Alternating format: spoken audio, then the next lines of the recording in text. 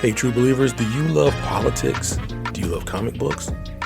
Well, Superhero Politics is for you. It combines the comical nature of politics and the political nature of comic books. Join us, like, share, and experience the world of comics and politics in a way that you never have before.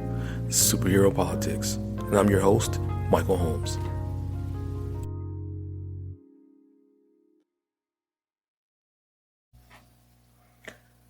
Welcome back to Superhero Politics Podcast. This is your host, Michael Holmes, and I know it's been a minute.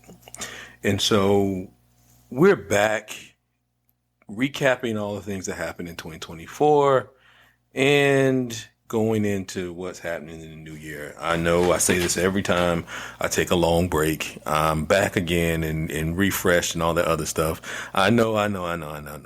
But I'm back, right? I know October 2024 was the last time that we were together, and a lot has happened since then. I think I said the last time we were on that we were going to either have the first female president of the United States, or we were going to have the first non-consecutive term president since in 100 years. And as it happened, Donald Trump won the election, won the 2024 election, was elected president by both the popular vote and also the Electoral College, winning every swing state. Now, that is not to say that it was a resounding victory. He was able to beat Kamala Harris, who mounted a valiant campaign with 108 days to do that. And so it was a pretty valiant campaign that she mounted. She was able to raise like almost $1 billion, $1.5 billion in that period of time. But there was just too much hangover and lag from the Biden campaign and everything that had happened. Plus, you had an assassination attempt on Donald Trump's life, which I think a lot of people saw as kind of a omen or a sign that he was destined to return to power. And so it was just a lot that happened in that. And so here we are, fast forward to 2025, and it, needless to say, got off with a incredible start. And so it's taken the country in a lot of different ways. And so, I'm just here as your friendly neighborhood host, councilman, consultant, comic nerd, and unapologetically political podcaster, just to kind of bring you up to speed and welcome you guys back to Superhero Politics. And so, 2024, man, the last time we were together, it was a pressure cooker. And, Biden had taken on the debate and it didn't go well at all. It was messy. He looked terrible. And the party began to say, hey, you got to step down. And at that time, there wasn't really a plan for that, right? And so Kamala Harris, the heir apparent, stepped in. And it wasn't without controversy, because there was not really a primary that happened. And she was able to step out, as the vice president and take over the nomination. And some people thought, well, she's not ready. She's, hasn't won any votes. Nobody voted for her. And there was a lot of consternation back and forth. But on the other side, it was complete and utter unanimity, right? It was Republicans behind Trump, 10 toes down. I mean, they had a primary, but Ron DeSantis dropped out. A lot of the other ones dropped out. Nikki Haley, stayed in for a little while, but they all ended up bending the knee, right? And so they all dropped out. And so despite January 6th, despite 91 felony indictments and 34 felony convictions, Donald Trump was nominated again by the Republican Party. Complete and utter allegiance to him, complete and utter unanimity behind him, and he became president of the United States again. And so, there it is.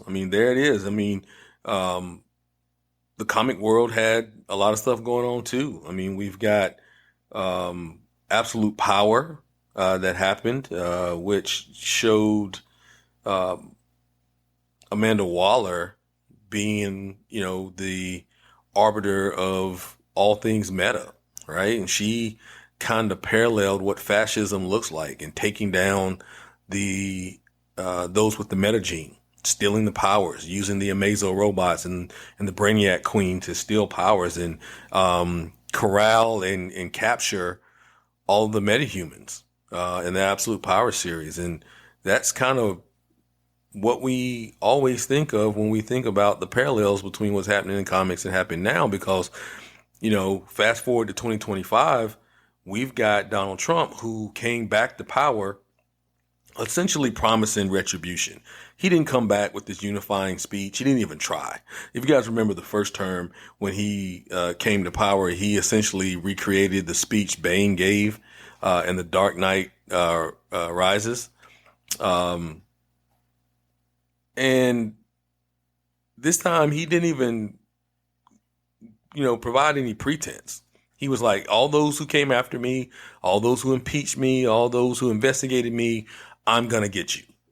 I'm going to take you down. And that's essentially what he has been trying to do. And, if you guys have been watching Daredevil Reborn, this is extremely reminiscent of the way Wilson Fisk, Kingpin, took over New York and became mayor. It's almost eerie, right? And you guys can probably see my hoodie that I have on, and you can find this at my online store. The notes will be in the show notes. But this has got Trump and Lex as when Lex became president. But Donald Trump hasn't governed as president the way Lex Luthor has governed. He didn't try to solve any problems. He didn't try to do anything. He hasn't tried to really solve the world's problems. Lex's ego wanted him to be able to not only mess with Superman, which, I think to some degree, Trump is a troll, right? And he's trying to needle the Obamas and the Bushes and all the political folks. He's trying to needle them. But, to the end, he also wants to be seen as a great leader, as a world changing figure. And he keeps failing miserably. Like the Fox News poll that came out the other day, and it rated Biden ahead of Trump.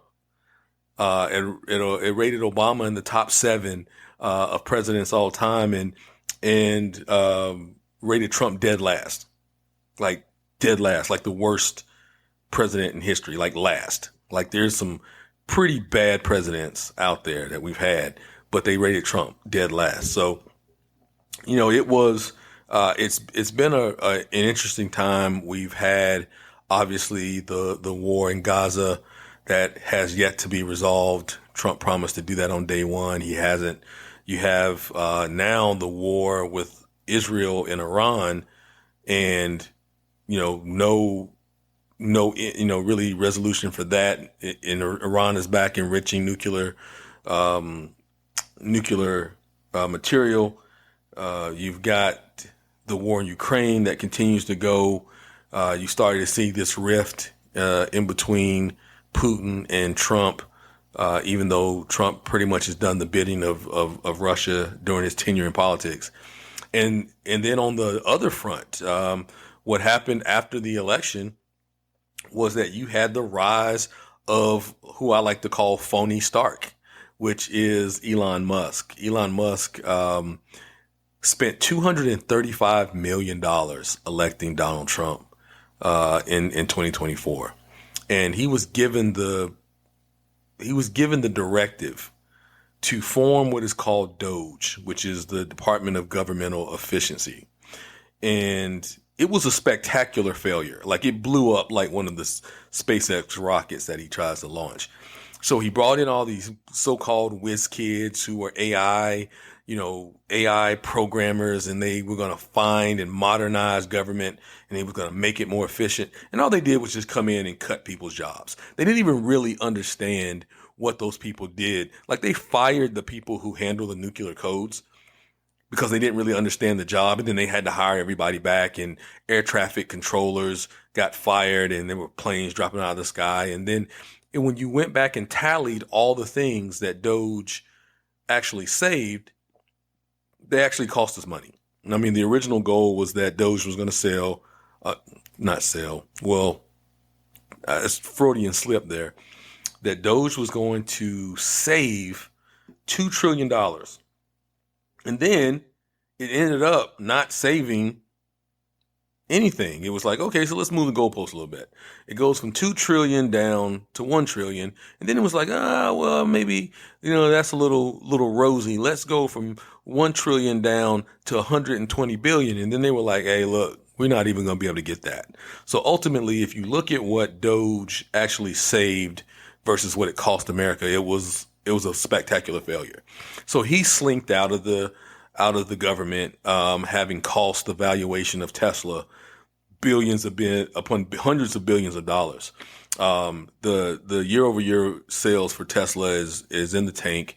There's absolutely no market in Europe for it. People have abandoned it, and even here in America, sales are slow.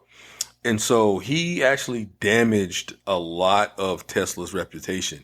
And so his exit gave him the opportunity to be able to say to the world, hey, Trump and I are not necessarily joined at the hip. We're not fused. It's not like Vegito or Goku or anything like that. It's not like Superbat when Batman and Superman fuse together. We're two separate people and we differ. So when it came time for Trump to pass his signature piece of legislation, which is called the Big Beautiful Bill, which just passed and was signed into law on Independence Day, July 4th. Happy 4th of July, by the way. And so all those things happened up until this point, right? And so Musk threatened Republicans, the same Republicans he had helped get in office by spending hundreds of millions of dollars. He threatened them to form either to primary them, or he was going to form an entirely new party aimed at taking down anybody who voted for Trump's legislation. So it's been a really kind of chaotic time in the world of politics. I mean, we've got TikTok deep fakes, we've got AI bots, Fox News running propaganda, the same old things that we have. We have trade wars with the entire world, and China attacking us via trade and supply chains. And so it's been really wild in the last 6 or 7 months since we were together. We have Marvel and DC. We have some new movies that are out. Thunderbolts came out on the Marvel side. And we had a couple of series on Disney Plus. We had the Spider-Man animated series, which was okay. We also had Daredevil Reborn, which came out, which is really, really a good return to integrate Daredevil and Kingpin into the new MCU Phase 5. And so it was an interesting series because it was trying to reform the idea of Wilson Fisk, Kingpin, but he couldn't escape his nature. And this is kind of the same debate that we had about Trump, right? We thought, well, maybe after the assassination attempt, he's going to turn over a new leaf. Maybe he learned from the first term and he's going to govern for America. Nope, didn't happen. So when you look at some of the legislation, the crackdown on immigration, you look at all those things, it is a retribution tour. And so at least in Daredevil Reborn, Wilson Fisk gave it a good try. Like, he really tried to walk the straight and narrow. He really tried to be a change man and govern as a statesman, as a leader, but he couldn't escape his nature. And this is why every time we talk about heroes and villains, it's a clear split, right? It's clear. a hero's going to hero and a villain's going to villain, right? And so the question that we have now in society is, who is the hero and who is the villain, right? Some people think that Trump is a savior, like you know, he's their messiah. You got folks who are actually out here saying, up under God, there's Trump, and that's crazy to me.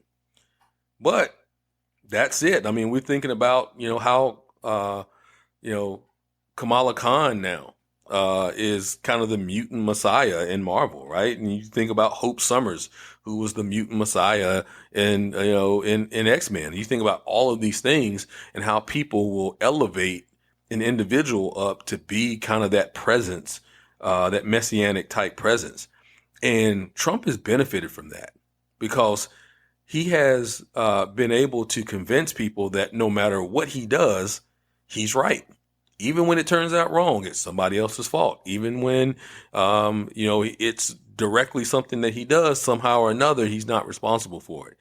And so when I think about who he is, obviously, I think about Lex Luthor as president, and I think about Wilson Fisk as mayor, but I also think about the Purple Man, right?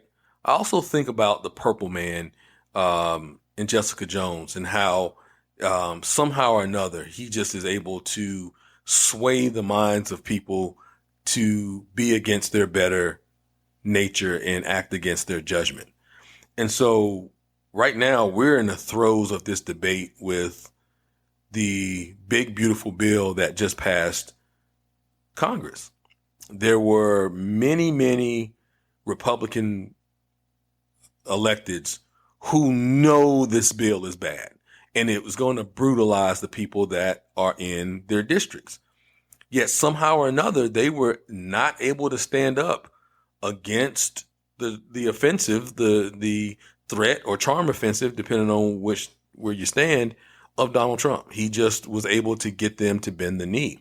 And so with the majorities in the House and the Senate being so narrow, he couldn't afford to lose but a few votes here or there. And then he ended up losing 3 votes in the Senate with Susan Collins and Tom Tillis, who is one of our senators here in the state of North Carolina, who then summarily announced that he was not going to run for re-election because he knew that he could not win with the albatross of this bill around his neck. And then you had Rand Paul from Kentucky, who is just a fiscal hawk, and he thought the bill raised the deficit too much, in which it does add, several $1 trillion to the debt over the next 10 years, while cutting $1 trillion out of Medicaid, which is the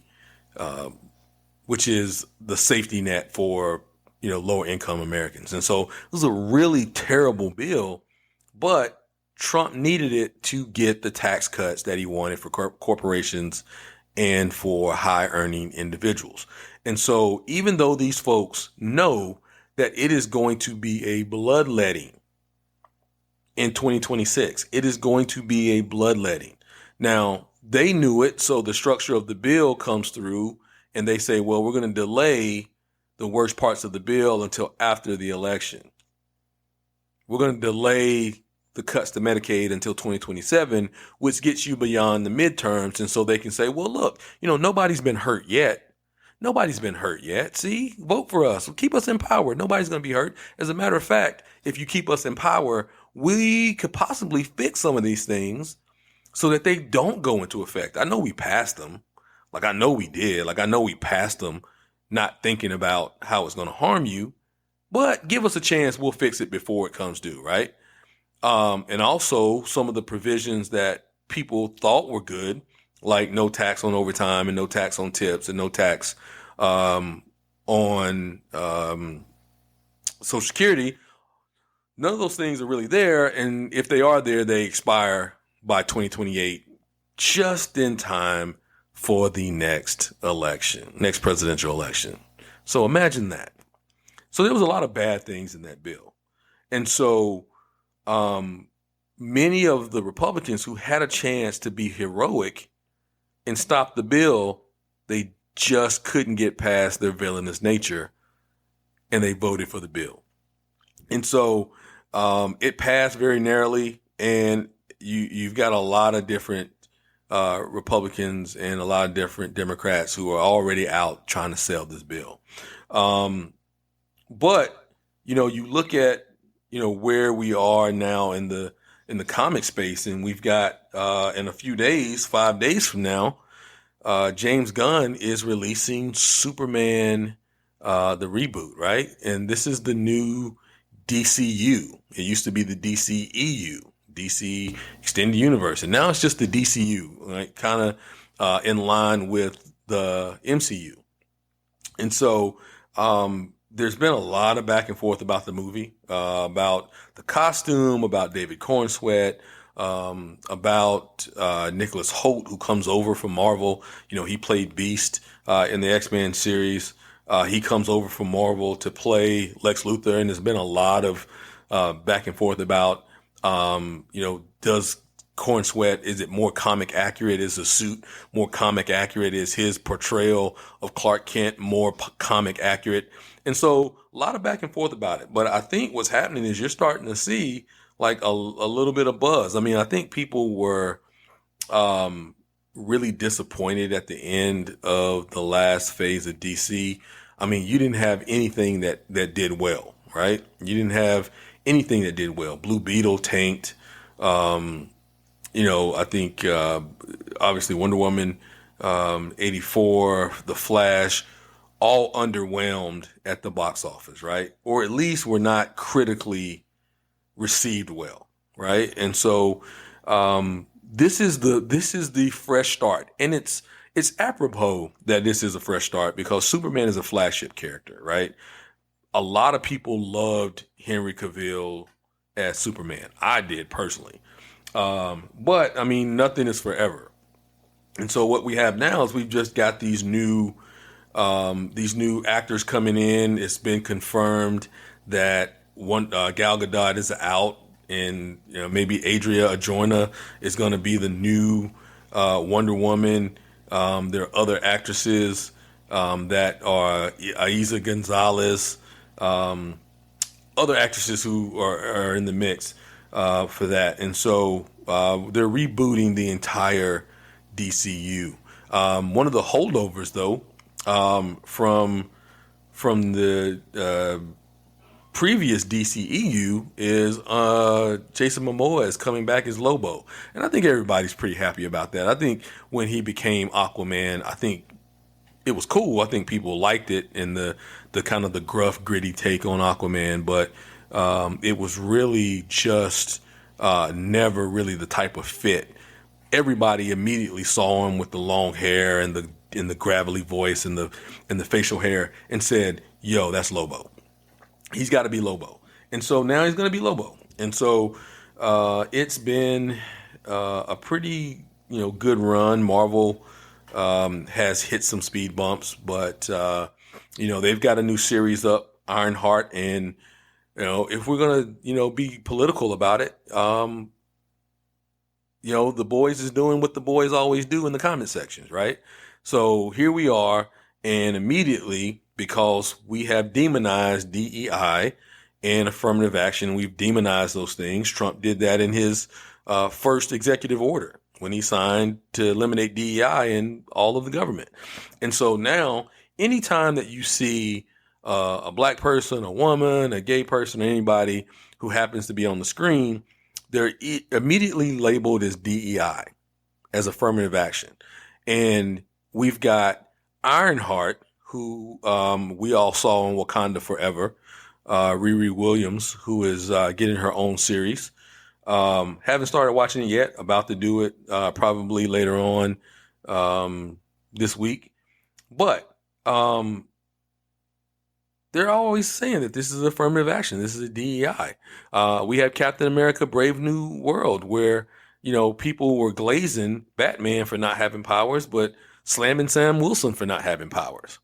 Slamming Tony Stark didn't have powers, but somehow or another, Sam Wilson should have taken the super soldier serum, right? And so there's always this battle, and it seems to have been heightened over the last decade, because now that you see more and more heroes of color, not just in the comic world, not even just in writing, but also in film, it seems that, you got certain demographics who feel set upon and they don't want to have that representation, which mirrors what's happening in the country. Like right now, we're actively hunting down minorities and Hispanics. Like we're hunting them down in this immigration push. Now we're being very selective about it, obviously, because, we know where they are, but they also populate industries that no American is going to do. Like no American is going to do these jobs. And so we're just kind of faking the funk and looking over like, oh no, we don't see them, but we know where they are. And it's kind of selective. And so in order to hit the numbers, we're grabbing random people off the street, people who don't have criminal records, people who have been here for 40 years, who came here as children, people who are actively going through the naturalization process. We're snagging people at the immigration offices, people who are going in for their appointments to go through the immigration process. A masked agents of ICE is pulling up on them and grabbing them, right? It's like if, you had SHIELD who had been infiltrated by Hydra pulling up and grabbing mutants and metahumans off the street. And it's really indicative of where America is right now, that we can't agree on a single space where collaboration, unity, diversity fits, right? We can't agree on a single space, right? We know that in our economy, and I say this as, an elected official, I say this as a degreed economist, I say this as someone who works every single day to build policy and infrastructure that can benefit the lives of everybody that is either in my city or in my state or anywhere around the world. And so when you see that we are destabilizing the ability to collaborate, it is dangerous. It's dangerous to our future, because now, in order to set things back to a reasonable, moderate center, we've swung so far right. Now we're going to have to swing back so far left just to get back to the middle. And so we're going to be constantly in this state of flux. And, if you guys have watched the multiverse saga, if you guys watched, the Flashpoint saga, it is a delicate balance on how we keep our society from imploding. But we're just doing things now that don't really make a lot of sense when it comes to how do we keep people enlightened. Like we're banning books, like we're, all over the country. Now we've gotten this idea that if you have any type of dissent about America, that, you're the enemy. Right. And so now we're banning books. We're, couching everything under DEI, and we're removing the contributions of great Black Americans and Hispanic Americans and LGBTQ Americans and women from everything. We're actually actively pushing to rename our military bases after Confederate soldiers, the Confederacy. My God. Like we're actively like glazing the Confederacy. We're bringing it back. I mean, you see now that people are riding around all over the city, all over the state, country with 3 flags. They're riding around with the American flag, the Confederate flag, and the Trump flag. If you see those things, they're all together. They're always together. You see the American flag, and sometimes in the flag code is hate to see them coming, because sometimes you've got the Trump flag over the American flag and the Confederate flag over the American flag. And it's crazy because, we're in this space and time where we're on the cusp of like great advancement. I mean, great advancement. And so Um, AI is taking off. Like the productivity of AI is huge. Like all these things, man. And you would think that we are getting to a point to where Americans have to say, "Hey, look, we've got all this advancement that is possible for us. How are we going to manage it? Like, what are we going to do?" Right? But um, we're still just trotting along, going backwards. And so, um, when you think about what's happening, um, with the so-called, Patriot Purity Act and uh, giving the, Homeland Security expanded powers and, Florida mandating loyalty oaths for schools. And, you've got, red states putting Bibles back in the classroom, but taking out Toni Morrison. I mean, you would think that it would be met with some resistance, and it absolutely has. Like, so all over the country, we've had the No Kings protest. And so I say that because the title of this episode is No Kings or Conquerors. It's kind of a play on King the Conqueror, right? Um, and so we've got this entire resistance where millions of people showed up to march and protest about the moves of what seems to be an onset of a fascist regime here in this in the states. Um, on June 14th, it was Flag Day, Trump's birthday. Also was on June 14th, and he threw himself this kind of gaudy um, Kim Jong Un style parade, and nobody showed up. Imagine you spend $45 million on a birthday party and nobody comes, right? And so obviously the spin was pretty amazing. It was like, yeah, this was the largest attended, parade in American history, and obviously we saw the pictures and it wasn't. And it was kind of weird because you could see the protest coming from inside of the parade. Like you had soldiers who were just kind of out there skipping and marching. They weren't even in unison. They wasn't even marching in cadence. And you could see like nobody wanted to be there. But it's these type of small resistance that are happening right now in the country because of where we are. I mean, we've got a lot of celebrities and people who are pulling up there. Mark Ruffalo was at some of the events.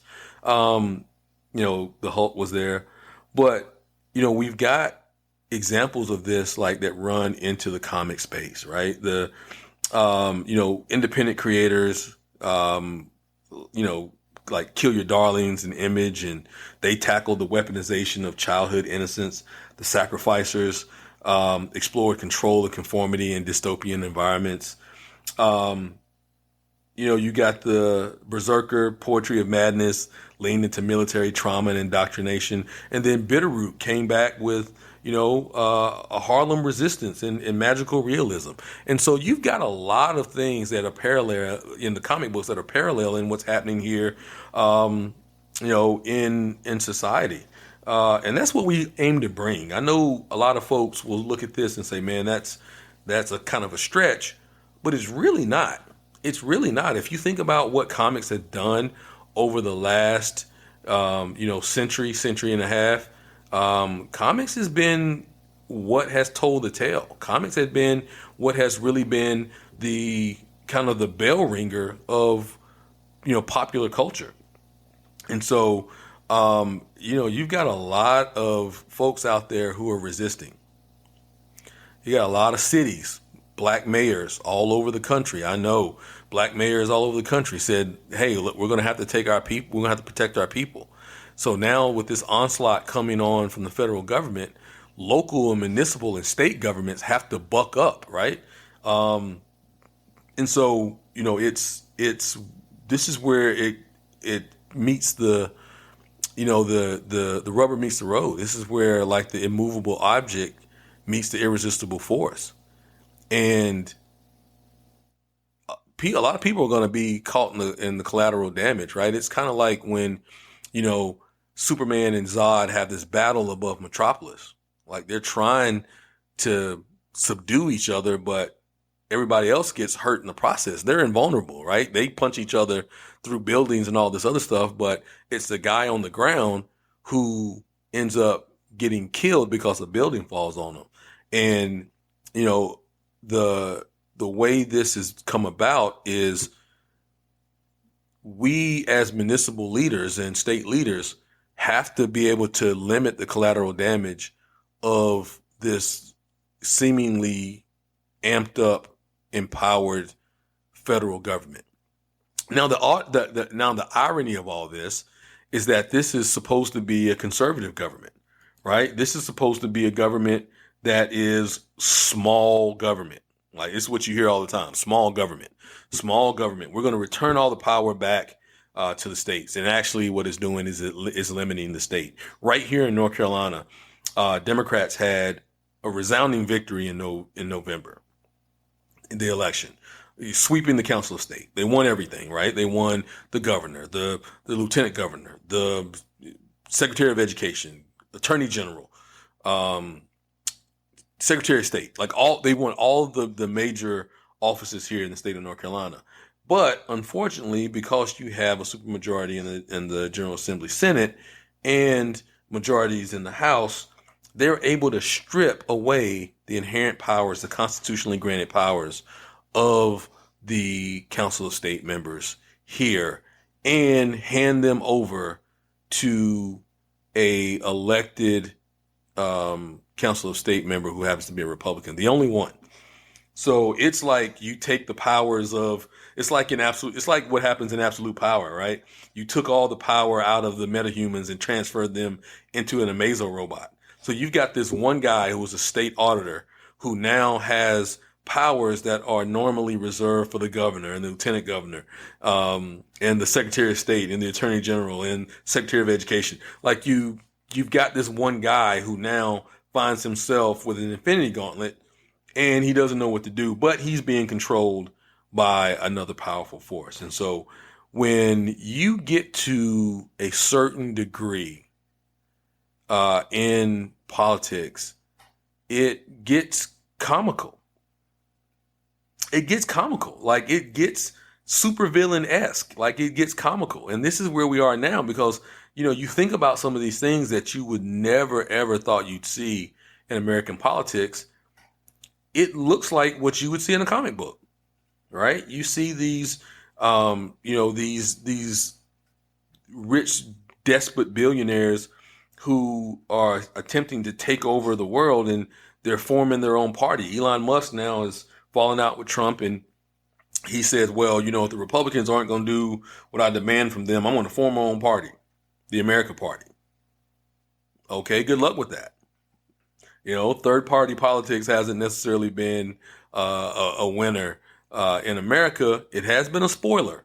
Now, let's get that right. It has been a spoiler, but it hasn't been a winner.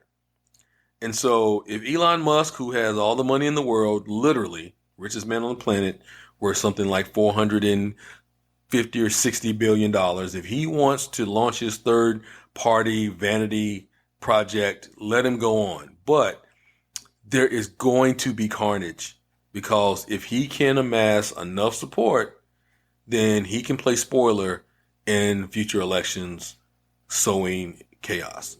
And so that's a lot to take in. I know you guys are like, damn, that's a lot to take in. But it's a lot to take in because there's a lot happening. But you all have the power. Like, you as listeners, you as voters, like, you all have the power. Like, you know, we're not powerless now. I know sometimes it feels like that, but we're not powerless. I mean, we certainly are not. I mean, and, you know, we're going to get caught up sometimes in these, these attacks as collateral damage between these two titans, this billionaire on billionaire civil war. We're going to get caught up between, you know, Lex Luthor and phony Stark. All right, we're going to get caught up in those things, but we're not powerless. The only way we can lose our power it can't be taken from us like, you know, Amanda Waller did with the Amazo robots and Absolute Power. It can't be taken from us, but we can surrender it. You know, if we decide that we're not going to show up to elections, if we're not going to show up to City Hall, if we're not going to show up and vote, if we're not going to stand up for our neighbors who we've known our whole lives, who just happen to be undocumented, if we're not going to show up, if we're not going to be heroes, then we give up our power. We surrender our powers. And that's what they want. The reason why they're so terrified of implementing the big, beautiful bullshit bill is because they know what's going to happen. They know people are going to get hurt, and they know those people are going to reclaim their power. And so we have to make sure that we continue to educate everyone, because a lot of people did not know that the health care that they are receiving is Medicare, Medicaid. They didn't know that. Why? Because it was called something else. If you think about what's happening with our healthcare system in the Affordable Care Act, a lot of people didn't even realize that Obamacare, which they hate, is the Affordable Care Act, which they love. And so being able to obscure and hide the information from people has caused them to vote against their interests. And we see that everywhere. We see that in this entire debate that we have going on, because you have a master manipulator and a very, very motivated group of villains who are coming for the freedoms that you hold dear. And it's like, oh, well, don't be hyperbolic. No. This is not being hyperbolic. This is being realistic. Like, you tell the truth about what you're facing. And so, just wanted to welcome you guys back and just catch you up on everything that's been happening since we last were together in October. What am I reading right now? Let's transition as we get ready to close this episode out. I talked about Era of Apocalypse, Marvel's the X-Men. We've got Trinity Special. There's still the Blood Hunt. We've got the Absolute Universe that's happening right now. If you guys are not reading the Superman comic right now, you've got Doomsday back. You got a couple of versions of Doomsday. One is the King of Hell Doomsday. The other is Time Trapper Doomsday. And you're about to have this major crossover between the Absolute Universe, and you guys should really be reading Absolute Superman, Absolute Batman, Absolute Wonder Woman, Absolute Flash. You should be reading all those. But they're about to have a crossover with the main universe in DC. And it's going to be pretty epic. Also, like I said, you've got Ironheart that's on Disney Plus, and you got Superman, who is about to drop in a couple of days with the reboot of the DCU and James Gunn. So a lot of stuff going on. But I wanted to just get back to you guys and try to get a regular cadence back. You guys know how busy I am, but you also know how much I love you. You know how much I love what I do here at Superhero Politics Podcast. So subscribe. You can find us anywhere, obviously, but also go check us out on TikTok, man. We're trying to do this whole TikTok thing and YouTube thing, and we really would appreciate you guys subscribing and following us there, trying to get our community larger. And so it's going to be a lot more content posted there. There's going to be a lot more lives. We went live on TikTok the other day. We had 1,000 people on. And so really want you guys to be part of the journey. And I know sometimes it'll seem like fits and starts, and sometimes I'll be here and I'll be away. Guys, I'm really out here working in these streets to try to make a better world for the people of High Point, but also make a better world for the people of America. And so, I'm on a federal advocacy board. I have a chance to travel over the country and talk about some of the things that I'm doing in terms of policy. I'm leading a federal workforce program that is trying to get folks into the clean energy workforce. I was just part of a major announcement here in North Carolina of the largest job creation vehicle in the history of the state of North Carolina, which is also a new form of travel with a single wing, very energy efficient airplane that's going to be manufactured here by Jet Zero. So I've got a lot of things on the burner. My company's growing well. My kids are about to go off to college and about to be an empty nester. So guys, please forgive me if I'm not as regular in podcasting as I want to be. But I'm going to dedicate my time. Hopefully, I can carve out Sundays to be able to upload the new episodes. And so you'll be able to find them on YouTube. You'll be able to stream them everywhere. But guys, thanks for locking in with me. I appreciate you. But there are people who out there who need you. And you are not powerless. Know that you are not powerless. And if you think you can't, just remember what we say here at Superhero Politics. You don't have to be a superhuman to be a superhuman. Until next time, this is Michael Holmes, Superhero Politics. We back. What's going on, true believers? Thank you for your continued and growing support. If you're enjoying the content that we're producing here on Superhero Politics, I ask that you subscribe anywhere that you can find podcasts. That means iTunes, Apple Podcasts, Spotify, Stitcher. You can find us at Buzzsprout and also on our social media at Superhero Politics on Twitter, at Superhero Politics on Facebook, Superhero Politics on Instagram, and Superhero Politics on TikTok. Like, share, join us, and if you would have any topics that you would like to share or just questions that you would like to ask me, you can send your emails to superheropolitics@gmail.com, and we'll do an episode where we answer your questions. Thank you for your continued support, and remember, always speak truth to power.